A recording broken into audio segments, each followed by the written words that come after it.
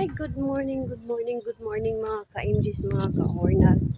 It's 5:40 in the morning na and look at the kalangitan.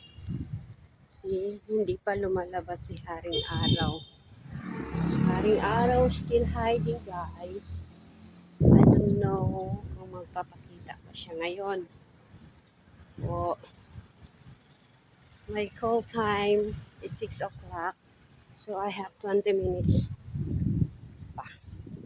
And my son, napunta na siya sa school.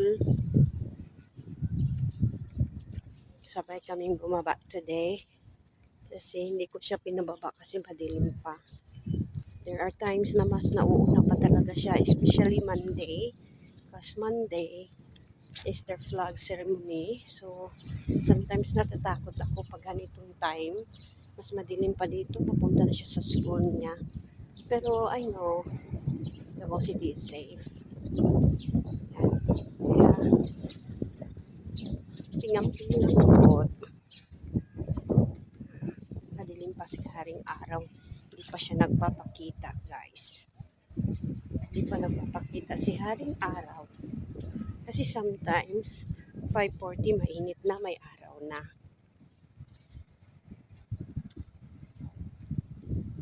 Doon ako magbihis. Kasi, doon naman ako sa kabila. Doon naman ako sa kabila magstay. So, doon na lang ako magbihis sa kabila. So, sana hindi lang uulan mamaya. Kasi yung area na papasukan ko today is may tulo. Saka pumapasok yung tubig.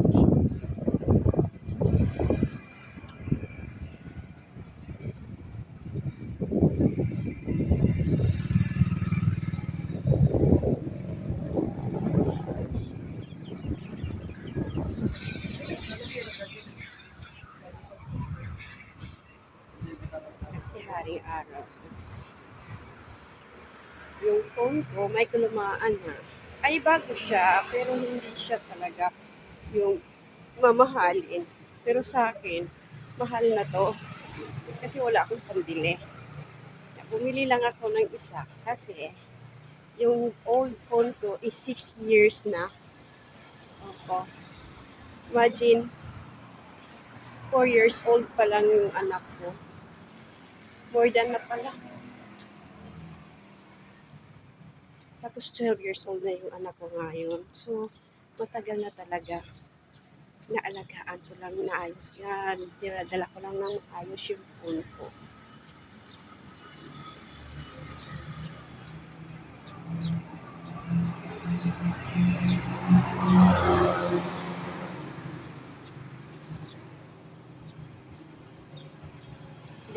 Hindi ko pa alam paano to gamitin yung phone ko. Pag nag-video ako sa harap, hindi ko na siya ma-reverse. Nasa sa likod. Pag nagsiselfie, hindi ko na siya paano.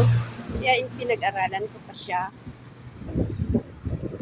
Ano, bagong labas naman tong phone ko. Alam ko, tatagal din to. Pinagmamalaki kong gamitin yung Honor phone user ako ngayon. Honor phone user ako ngayon. Pero yung mumurahin lang, may pang-ano lang ako sa trabaho ko. Yun naman yung importante. May magagamit lang ako sa trabaho ko. Saka, kung may mag-sponsor, Diyos ko. Max, okay lang.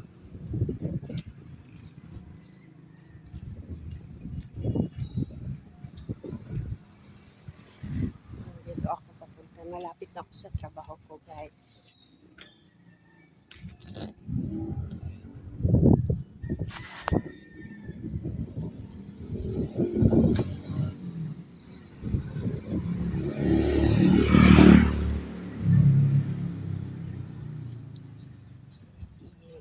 Every morning, ito yung tinatrabaho ko. Ito yung gawain ko every morning. Gising ng maaga, bumaba ng building maaga, si Papa, maaga yung pasok mo. Sometimes 7 o'clock naman.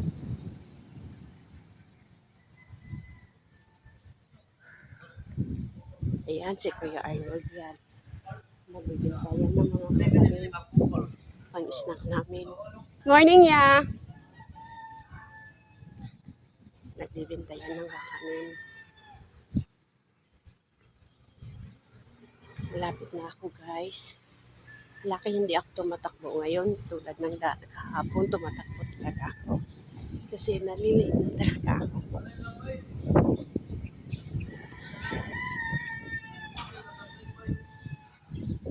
So, hanggang dito na lang po. Magandang umaga sa lahat. Amping, amping, amping. Bye!